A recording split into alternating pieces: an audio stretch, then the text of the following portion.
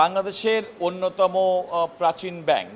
আপনারা জানেন যে বিগত ফ্যাসিবাদী আমলে বেশ কয়েকটি ব্যাংক, বিশেষ করে বাংলাদেশের যারা ক্ষুদ্র বিনিয়োগকারী, ব্যাংক ব্যবহারকারী, অনেকগুলো ব্যাংকের টাকা বিভিন্নভাবে বলা যায় বিদেশে পাচার হয়েছে এবং ব্যাংকগুলো অনেকটা পঙ্গুত্ব বরণের পর্যায়ে। এমন একটি ব্যাংক হচ্ছে বাংলাদেশের অন্যতম পুরনো bank UCBL bank, United commercial bank limited. আপনারা জানেন যে 5ই আগস্ট 2024 পরবর্তী সময়ে বাংলাদেশ ব্যাংক কোম্পানি আইন অনুযায়ী এখানে একটি নতুন পরিচালনা পর্ষদ গঠন করে দেন এবং সেই পরিচালনা পর্ষদ বর্তমানে ইউনাইটেড কমার্শিয়াল ব্যাংক তারা পরিচালনা করছেন। এখানে একটি কথা উল্লেখ করা প্রয়োজন যে ব্যাংক কোম্পানি আইন 1991-এর 47-এর ধারা অনুযায়ী বাংলাদেশ ব্যাংকের গভর্নর কোনো ব্যাংক পরিচালনার ক্ষেত্রে সুষ্ঠুতার জন্য জনস্বার্থে, গ্রাহকদের স্বার্থে এবং আর্থিক শৃঙ্খলা রক্ষার স্বার্থে তিনি একটা পরিচালনা পর্ষদ পূর্বেরটা ভেঙে দিয়ে নতুন পরিচালনা পর্ষদ গঠন করতে পারেন। সে মোতাবেক তিনি পরিচালনা পর্ষদ গঠন করেছেন এবং যে পরিচালনা পর্ষদ বর্তমানে দায়িত্ব পালন করছেন।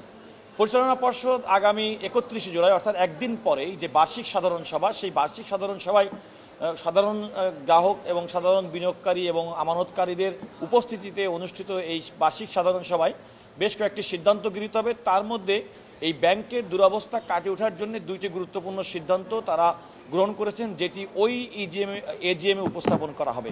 তার একটি হচ্ছে যে ব্যাংকের যে বর্তমান যে মূলধন শেয়ার ক্যাপিটাল সেটা 250 কোটি টাকা উন্নতি করে 500 কোটি টাকা করা এবং বর্তমানে যারা শেয়ার হোল্ডার যারা আছেন এবং তাদের যে রাইট শেয়ার দেওয়া, দুইটা শেয়ারের বিপরীতে প্রত্যেকটা শেয়ার হোল্ডার দুইটা শেয়ারের বিপরীতে একটি শেয়ার পাবেন, এমন একটি সিদ্ধান্ত তারা গ্রহণ করেছেন এবং সেই সিদ্ধান্তটি চূড়ান্ত রূপ পাবে 31শে জুলাই অনুষ্ঠিত এজিএমের, যেটি এটি অনুমোদন হয়, পাশ হয়। কিন্তু আমরা লক্ষ্য করলাম যে বিগত সময় যারা মূলত এই ইউসিবিএল ব্যাংকের এই দুরবস্থার জন্য দায়ী বলে আমরা মনে করি, তাদের আমি বলবো যে তাদের প্রত্যক্ষ কিংবা পরোক্ষভাবে এই সিদ্ধান্ত দুটিকে চ্যালেঞ্জ করে হাইকোর্টের দুটি বেঞ্চে, কোম্পানি বেঞ্চে দুটি কোম্পানি আইনে মামলা করে। আরেকটি মামলা গতকাল করে, সেটি হচ্ছে হাইকোর্টে একটি রিট পিটিশন দায়ের করে। সেটি থেকে আদালত কোনো আদেশ দেননি রিট পিটিশনে, সেটা আগামী রবিবার পরবর্তী শুনানির জন্য আছেন।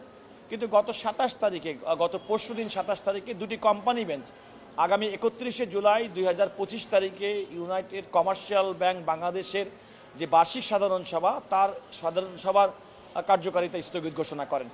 এর বিপক্ষে আজকে আমরা বাংলাদেশ ইউসিবিএল ব্যাংকের পক্ষে, অর্থাৎ বর্তমান যে ম্যানেজমেন্ট কমিটি যারা ব্যাংকে রিপ্রেজেন্ট করেন, তাদের পক্ষ থেকে সুপ্রিম কোর্টের আপিল বিভাগের মাননীয় চেম্বার বিচারপতির আদালতে দুটি সিভিল মিসলিনিয়াস পিটিশন দায়ের করি।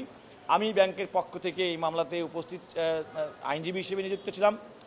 এই মামলায় অন্যতম দুজন সিনিয়র আইনজীবী, barrister Anikar Haque, mister Ashadur Rouf, senior advocate Nihad Kabir, barrister Kaiser Kamal. আমরা ব্যাংকের পক্ষ থেকে আদালতকে বোঝাতে চেয়েছি যে তারা যে আবেদন করে এজিএম যে স্থগিত করেছেন, সেই এজিএমটা স্থগিত করা তাদের কোনো আইনগত কোনো অধিকার নেই। এই কারণে যে বাংলাদেশ ব্যাংকের গভর্নর বাংলাদেশ ব্যাংকিং কোম্পানি আইন 1991-এর 47 ধারা অনুযায়ী এখানে অন্তর্বর্তীকালীন কমিটি গঠন করেছেন এবং সেই অন্তর্বর্তীকালীন কমিটি শেয়ার ক্যাপিটাল বৃদ্ধি, রাইট শেয়ার দেওয়া সহ সমস্ত যাবতীয় কার্যাবলী পালন করতে পারবেন, যেমনটি একটা নিয়মিত বোর্ড অফ ডিরেক্টরস করতে পারত।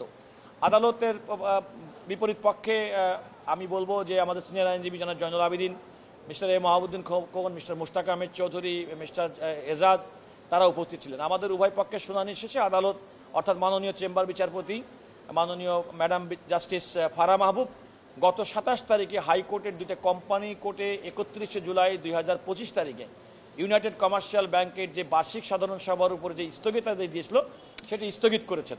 অর্থাৎ হাইকোর্টের আদেশটার কার্যকারিতা স্থগিতের মাধ্যমে আগামী 31শে জুলাই ইউনাইটেড কমার্শিয়াল ব্যাংক লিমিটেডের বার্ষিক সাধারণ সভা অনুষ্ঠানে কোনো বাধা রইল না।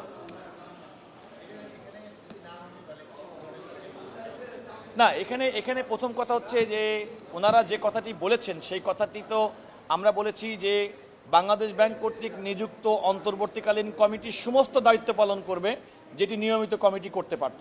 যেহেতু নিয়মিত কমিটির এবং আজকে আদালতের কাছে আমরা উপস্থাপন করতে সক্ষম হয়েছি যে প্রায় 4000 কোটি টাকার মতো একটা রিপোর্ট আমরা দেখেছি যে এই ব্যাংকের বর্তমানে যে ক্রাইসিসের লেভেলটা, এবং সেক্ষেত্রে অন্যতম কারণ হচ্ছে বিগত সময়ে এই ব্যাংকের অব্যবস্থাপনা এবং এই ব্যাংকের যে অর্থ এবং যেভাবে পরিচালিত হওয়া উচিত ছিল সেভাবে পরিচালিত হয়নি। যেহেতু পরিচালিত হয়নি এবং অন্তর্বর্তীকালীন ব্যবস্থা হিসেবে ব্যাংকিং সেক্টরকে এবং এই ব্যাংকটাকে ঘুরে দাঁড়ানোর জন্য প্রচেষ্টা করা হচ্ছে, সেক্ষেত্রে শেয়ার ক্যাপিটাল বৃদ্ধি এবং রাইট শেয়ার প্রদান দুটাই ব্যাংকের স্বার্থে, গ্রাহকদের স্বার্থে, দেশের ব্যাংকিং সেক্টরের স্বার্থে প্রয়োজনীয়। এই কথাটি আমরা আদালতকে বোঝাতে সক্ষম হয়েছি।